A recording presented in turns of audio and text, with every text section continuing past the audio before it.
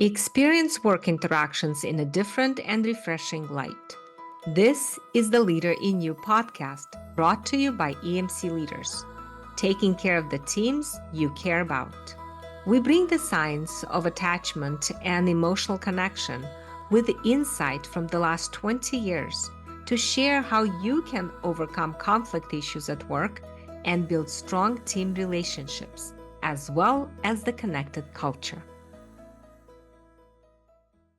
Hi, everyone. Welcome back to the Leader in You podcast. My name is Polina. I'm so excited to be here. I am so happy to be co-hosting this podcast with amazing Dr. Lola Gershfeld. Thank you, Polina, and thank you. Welcome to our day 2 at the ATD OrgDev Conference. Yay! Yes, and we are so grateful to have Matt here back on our podcast again. Hello. Welcome, Matt. Thank you. Thank you so much I'm really excited to be on the podcast. You're also the reason I'm here at OrgDev, so Yay. Thank you so much. Yay.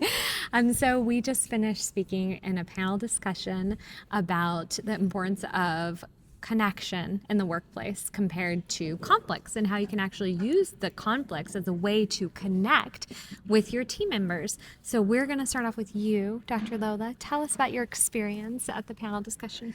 Well, I liked the flow. Definitely, it was very conversational. And I like that we're talking about this because emotions are so important in the workplace, and we often ignore emotions or emotional connection for that matter.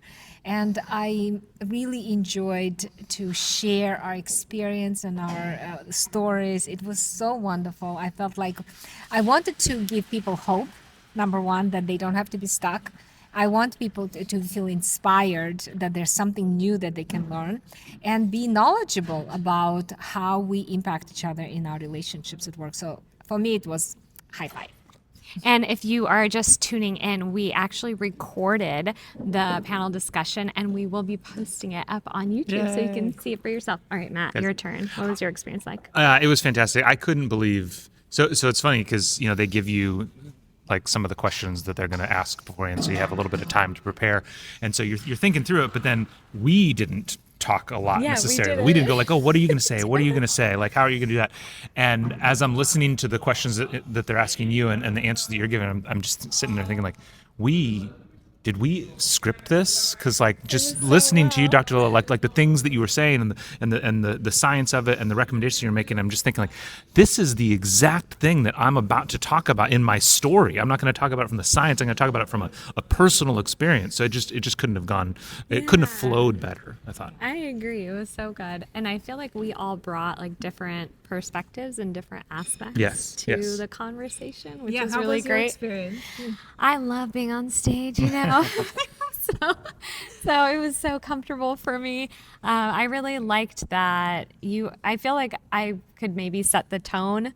That's what I was doing. And then you came in with like all the professional, way that I was just like having fun up there. And then speaking of the tone, like it was great because so this was, this is the 9 a.m. session for the conference of day 2. So everybody's they're it's day 2. So people are tired from yesterday and it's the first thing in the morning. People just ate breakfast. So they're kind of maybe a little low. And then you just come in just like, let's bring this energy. Like it was so positive. It was just a great way to start. I really wanted to dance. I wanted to get up off the chair and I was like, let's everybody get up and dance, because I was so excited. But yeah, I think it demonstrates how emotions are contagious. Yes. When we feel positive, when we come to work with this energy, people will be energized automatically just because they're next to us. So it's so great, and vice versa, right? If we become depressed and like everybody comes down and everybody feels this, and suddenly by the end of the day you feel so exhausted, and you don't even know why, because emotions are so contagious. Actually, we didn't. I wanted to say that in the session. I think we'll do that in the Navigating Difficult Conversations, where it's like emotions are even more contagious than like a virus. Absolutely. And even during COVID, for example, people were wearing masks because they were so scared to catch the virus, when in fact we get more affected by emotions. And we're not like, we need maybe the face masks, where people can't see how they are feeling. Because we could just see someone's face and then we get the experience, the emotion, you know? Yeah. Well, it reminds me of that research where we know that we read somebody else's facial expression in like 100 milliseconds. Yeah. And another 300 milliseconds, we can feel what we see on that face. So we are so in tune to each other. And I like the questions that they talked about the virtual teams and how is it possible to be connected? Well, through virtual teams, we see faces. Like, on Zoom, we see faces, and now people are turning on the cameras when they come to the meetings. And we can sense what's going on with that. So when we are aware of that emotional attunement, we can catch those moments and we can slow it down. We can be there for each other. We can really connect humanly to those people that we work with. Yeah. I love that so much. So I think that also, something that I really liked was when you were talking about the two people in your team, because I do notice that even I think I saw that as a man in the aerospace field, you talked about a very common conflict that occurs. Two employees not liking each other, but requiring to work together. Right? Yeah. And I liked what you said. We can share that one more time because I thought it was so valuable to relate to. Yeah, because I think anybody on any team has had an experience like this. Whenever I share it in any room, people are like, oh yeah, that's something that's happened on my team where, so for me, it was two instructional designers. It was two people that had the same role, and they approached that role differently. They both worked in very different ways. And because of that, neither of them liked one another. Right? It was they saw the differences in how they worked. One was really productive, one was attention to detail. So the productive person thought the attention to detail person was slow and wasn't getting anything done, and the attention to detail person thought the productive person was like creating a lot of shoddy work. And so they couldn't work together, and the solution was not. And this is exactly where I thought like we were really vibing, and exactly what you're saying, because I think the normal thing that you would think in a manager, the manager's role would be, is to try to resolve this conflict, bring them together, sit them down, let's talk this out. And I just felt really uncomfortable doing that, and so I avoided it. I didn't do that. But it turns out I solved the root of the problem in that what we did was we had these team meetings, our weekly team meetings, where we started having like these icebreaker conversations at the beginning of the meetings, where it's just like, how was your day? How was your week? What are you doing this weekend? And we kind of used them over time to start talking about very surface level things, and then over time talk about more emotional things. What's a challenge you're facing right now? And we slowly, over a period of months, everybody on the team got to know each other really well. But the particular tension between these two people just magically went away, because all of a sudden they were connected as people, not as coworkers. It was a relationship rather than just transactional. And so now all of a sudden, those different ways of working seem really minuscule. It's like I really think it always comes back to that iceberg model of humans, right? Where there's the behaviors, there's the actions that are above the surface, and then there's all the beliefs and everything that are below the surface. And the challenge is that when we only know people as coworkers, we're judging their entire person on just this little bit of stuff that we know about them. And the more you get to know about them, the more you start to understand about them. Those little differences become what were big differences because you only knew this much about them. It becomes a smaller and smaller part of who they are to you. And so they just don't matter as much. Well, I'm actually curious to see and to know, do you feel comfortable now having those conversations? Yeah. Like if you have colleagues that are not getting along, that are conflicted. Yeah. It's funny, actually. I think I've been making a joke recently is the real reason why we're having this huge AI boom is because engineers would rather spend $1 trillion developing a superintelligence than just talk to people and give them feedback. It's much easier to just create the machine. But yeah, so interesting perspective. Yeah. Okay. But I think yes, I do. It's still tough. I think the key is you have to do it right away.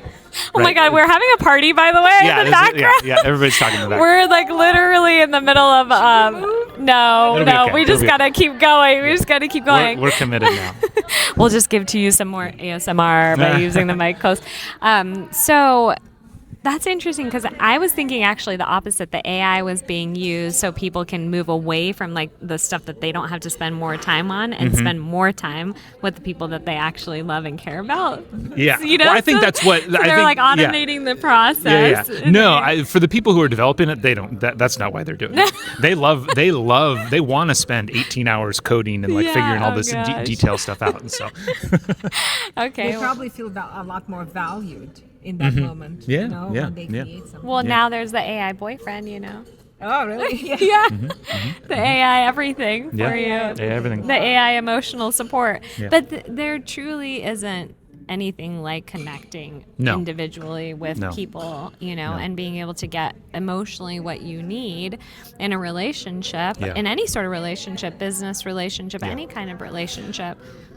Yeah, I mean, specifically on the AI thing, I remember hearing a few years ago there was a company that attempted to make like the perfect AI gym, where it was like a home gym with all the equipment on it, but then it also had an AI built in, and so you do some stuff and then it figures out the perfect workout for you, and it can reset itself to everything, and nobody used it, and it failed because the thing with working out, what you need from a coach is accountability. You need that human connection to have any accountability to actually show up and do the work. And I think it still remains to be seen whether or not we can have that sense of accountability to a non-human. I don't know if we will. And so just that personal connection is always going to be so critical and becoming more critical.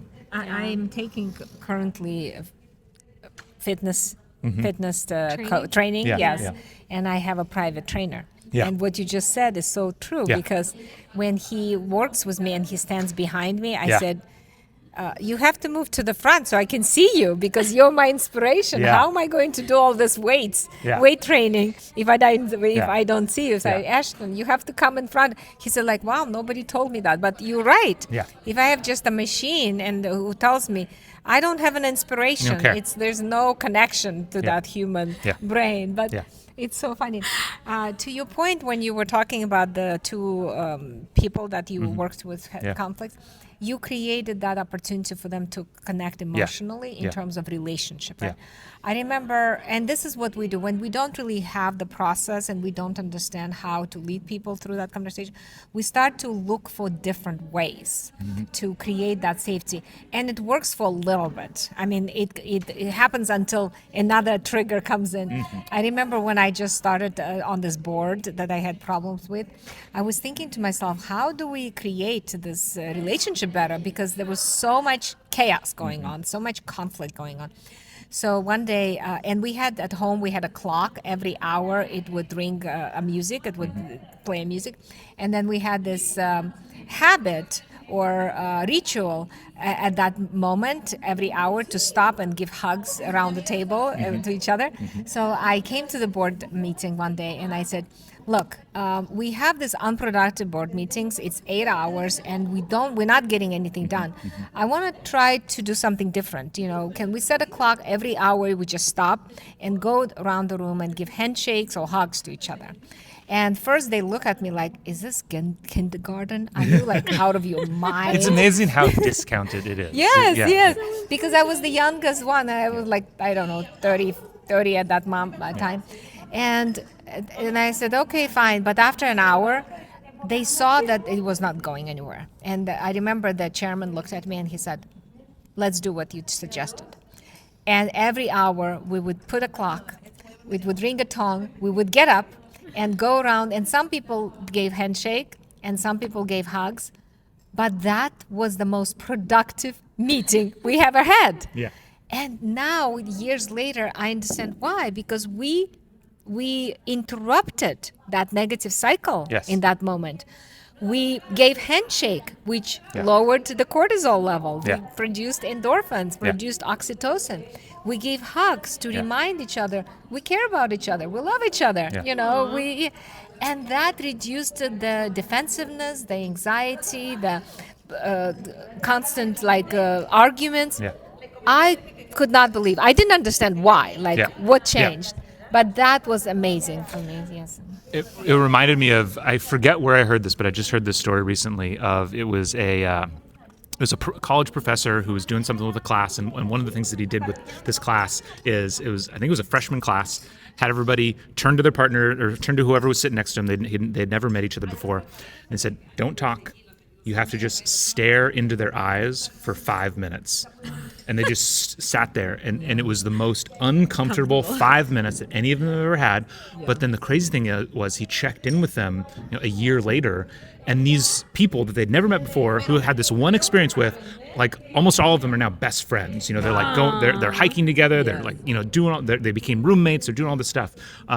So that little bit, because I think the thing is today, the bar is lower than ever for this stuff. Though the bar keeps raising for everything else, because there's so much disconnection in the world and so much noise in the world.